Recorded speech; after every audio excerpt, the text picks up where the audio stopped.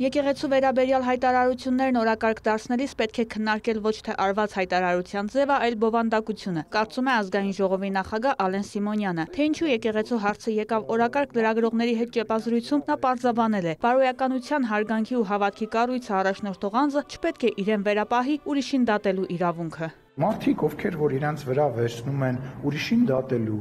հոգևոր կյանքը առաջնորդելու, բարոյականության մասին խոսելու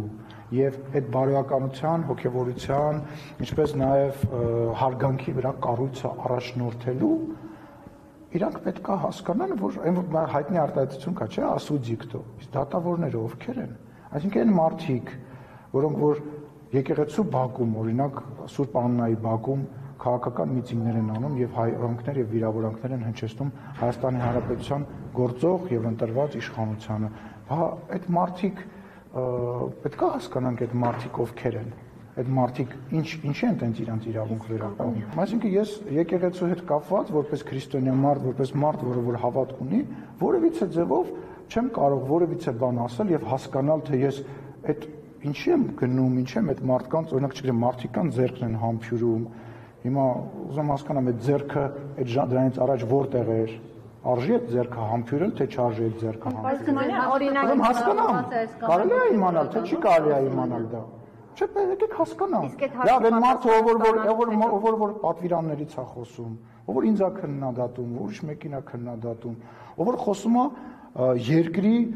բարոյական եւ քաղաքական ապագայի մասին։ Ի հակառակ դրան եկեղեցին ունի պարկեշտ ծառայողներ, կարծում է Ալեն Սիմոնյանը, որոնցից պետք է զատել կարկազանցներին։ Տարանջատեք եկեղեցին եւ հայ առաքելական սուրբ եկեղեցում ծվարած որոշ բիզնեսմեններին եւ որոշ եկեղեցական կանոնները խախտած մարդկանց։ Դրանք տարբեր բան են։ Այսօր շատ դրատվականներ գրում են հայ առաքելական եկեղեցու դեմ, հայ առաքելական եկեղեցու դեմ, ով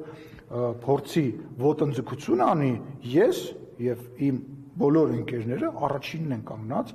այդ որպես պաշտպան։ Անհատներին նույնացնում են եկեղեցու հետ, որը իդեպ մեղ կա, անհատը ու եկեղեցին են տարբեր բաներ են։ Ինչ որ մարդիկ ասում են ես ինչ մարդուն չեմ թողնելու եկեղեցի, դու ով ես որ հայ առաքելական եկեղեցու հետևորդին չթողես, մտնի ինքը եկեղեցի։ Դու ծառա ես։ Կաթողիկոսը, Արշակ Սրբազանը,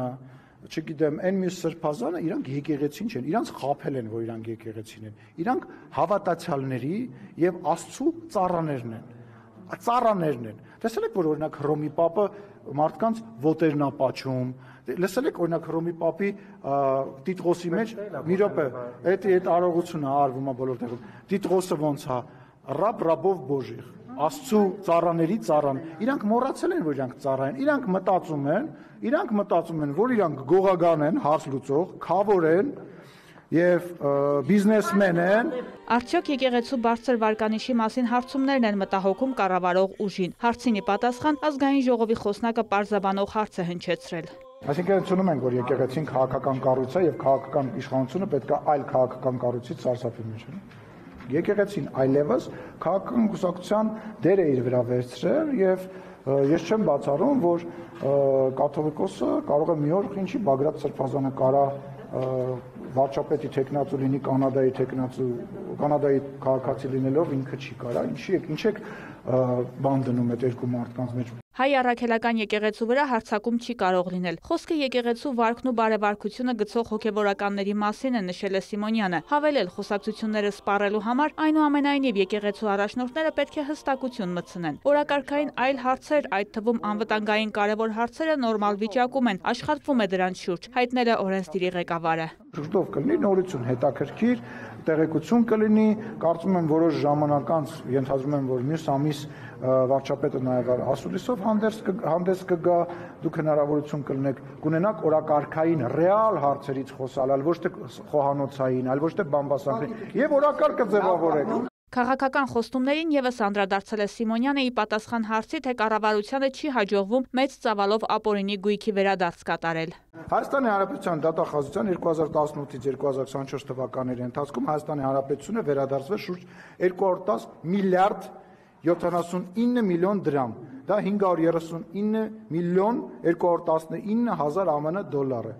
2018 թվական Հայաստանի Հանրապետությունը վերադարձվել 39 միլիարդ 571 միլիոն 145 հազար դրամ։ Սենց շարունակեմ մինչև 2024-ը կարդամ։ 2024 թվականին Հայաստանի Հանրապետությունը վերադարձվել շուրջ 52 միլիարդ 636 միլիոն դրամ։ Իդեպ այս թվերի մեջ դեռ չկան Ռոբերտ Քոչարյանի ընտանիքից պահանջվող 200 միլիոն դոլարը, որի մասին դեռ տեղեկություն կա, հələ չգիտենք էլ ինչքան բան է բացահայտվել։ Սիմոնյանը անդրադարձել է նաև ծախսերին, նշել, որ նորմալ է համարում ազգային ժողովի ֆոնդից մեքենաներ ձեռք բերելը, խոսել զրահապատ մեքենա գնելու անհրաժեշտության մասին եւ պարզաբանել դրդապատճառները։ Մի հատ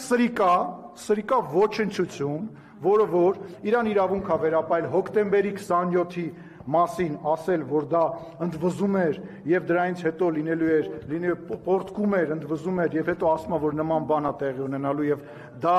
ուրախություն է առաջացնելու, ես հասկանում եմ, որ այսօր այն մարդիկ, ովքեր որ խոսում են անվտանգության մասին, զրահապատ մեքենայի մասին, ուզում են, որ Հայաստանի Հանրապետությունում սպանություններ տեղի ունենան քաղաքական, Հայաստանի Հանրապետության քաղաքական սպանությունների էջը 2018 թվականից այսքան փակած է, իսկ այդ դաշնակցական սրիկան պատասխան է տալու։ Նման անձանցից զգուշանալը Սիմոնյանը տրամաբանական է համարում։ Վարդուհի Արզումանյան, Մհեր Կիրակոսյան, լուրեր։